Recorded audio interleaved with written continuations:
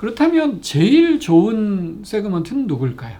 사실은 이런 회사들에게는 아주 필수적인 기술입니다. 그러니까 100명이 있으면 100개의 시장이 아니라 1000개의 시장이 창출되는 거죠. 안녕하세요, 김난도입니다.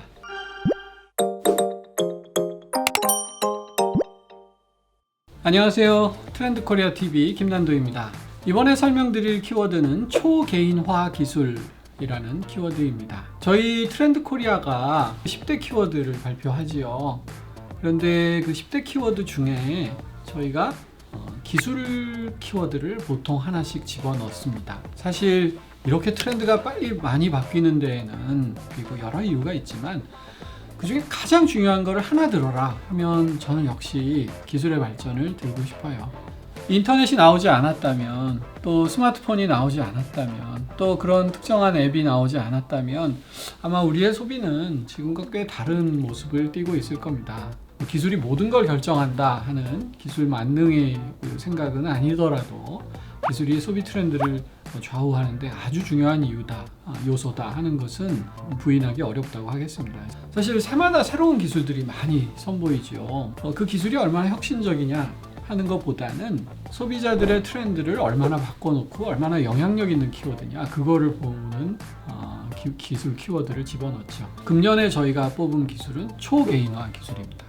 영어로 하면 Hyper Personalization Technology 그렇게 되겠습니다. 개인화시킨다는 이슈는 사실 아주 오래된 이슈입니다. 마케팅을 한다는 것은 사실은 고객의 세그먼트, 고객을 나눈다는 것이죠. 그러니까 이걸 가장 잘 판매할 수 있는 계층은 누구일까? 한번 나눠보고 그 확률이 제일 높은 집단에 어떤 마케팅이나 영업 역량을 집중했을 때 그 성공의 확률이 높아지는 거죠. 그래서 사실 마케팅이나 영업의 출발은 고객을 나누는 데서 출발합니다. 그렇다면 제일 좋은 세그먼트는 누굴까요? 예, 그렇습니다. 한 사람 한 사람을 다 나누어서 그 사람에게 가장 알맞는 제안을 할 수 있다면 그게 최고의 마케팅이 되겠죠. 그래서 이제 그동안 우리 마케팅의 화두는 개인화였다 이렇게 볼 수 있습니다. 그래서 개인화는 굉장히 중요한 화두입니다. 그뿐만이 아니라 저희 소비 트렌드에서도 개인화는 아주 중요한 키워드인데요. 앞에 저희가 초자를 붙였죠. 하이퍼 개인화입니다. 그래서 이건 무슨 뜻이냐면 그 한 사람의 개인이 아침에 다르고 점심때 일할 때 다르고 퇴근해서 다르고 또 휴일에 다르고 평일에 다르고 기분 좋을 때 다르고 기분 나쁠 때 다르고 한다는 것이죠. 저희 1번 키워드가 멀티 페르소나였던 거 기억하시죠? 그러니까 한 사람도 그 상황이나 역할에 따라서 가면을 막 바꿔 쓴다는 것인데 이 멀티 페르소나를 기술적인 측면에서 접근하면 뭐가 될까 한 키워드가 바로 이 초개인화입니다. 아마존 관련한 자료를 읽다가 이번에 아주 놀라운 규절이 하나 있었습니다. 뭐였냐면 아마존은 이제 0.1명 규모로 세그먼트를 나눈다 하는 규절이었습니다. 아까 제가 한 사람 마케팅 세그멘테이션의 종착역은 한 사람 한 사람에게 초점을 맞추는 개인화다 이런 말씀 드렸죠. 그러니까 여기 100명이 있으면 100개의 시장이 존재하는 것과 마찬가지인 거예요. 근데 0.1명 규모로 세그먼트를 나눈다고 하면 이제 한 사람이 10개로 쪼개지는 거죠. 그러니까 100명이 있으면 100개의 시장이 아니라 1000개의 시장이 창출되는 거죠.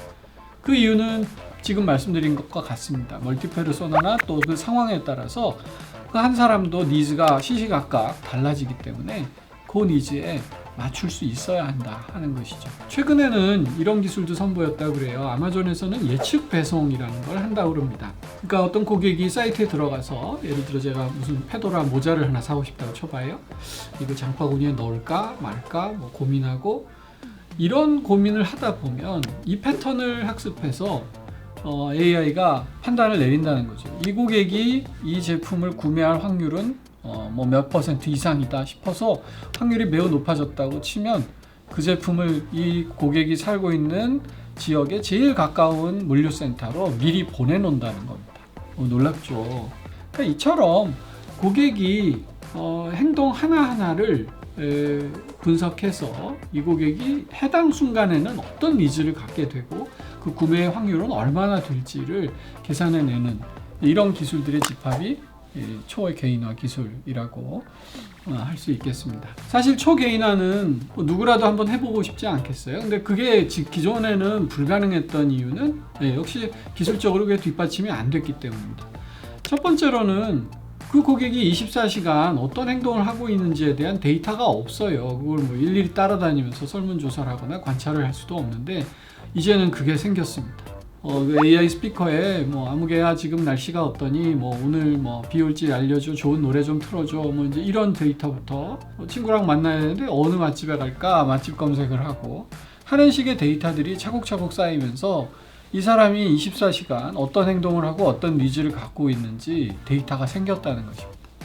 근데 문제는 이 데이터가 정말 방대하겠죠. 그래서 예전에는 이렇게 데이터가 많아도 여기서 유의미한 어떤 인사이트를 찾기가 어려웠는데 요즘은 이 인공지능이 이걸 찾아낸다는 거예요.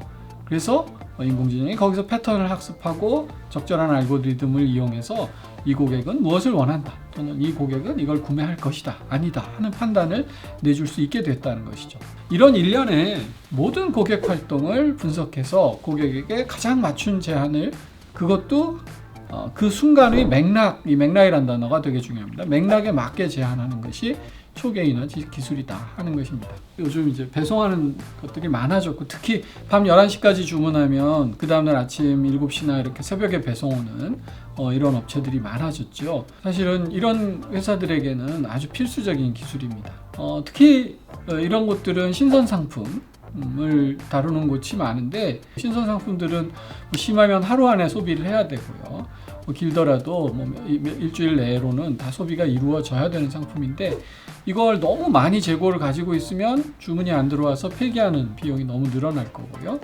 또 그렇다고 너무 재고를 적게 갖고 있는데 주문이 넘치면 배송을 못하는 사고가 생길 수 있겠죠. 정확한 예측이 아주 중요해집니다. 그러자면 각 개개인이 그 상황에 따라서 어떤 맥락에 따라서 어떤 주문을 할 것인가에 대한 데이터를 쌓고 인공지능이 판단하는 게 아주 중요해졌다고 할 수 있죠. 뭐 지금 유통업체의 예를 들었습니다만은 사실은 데이터가 쌓여가면서 거의 비즈니스라는 모든 기업, 그리고 정부나 자치단체나 공공기관도 이제 고객의 데이터를 가지고 이 고객이 해당 상황과 맥락에 어떤 니즈를 갖게 될 것인가를 판단하는 기술을 초개인화 기술이라고 부르겠습니다. 앞으로 눈부신 속도로 기술이 발전하면서 이 초개인화 기술 역시 시장에 아주 중요한 화두가 될 것이다, 이렇게 전망할 수 있겠지요.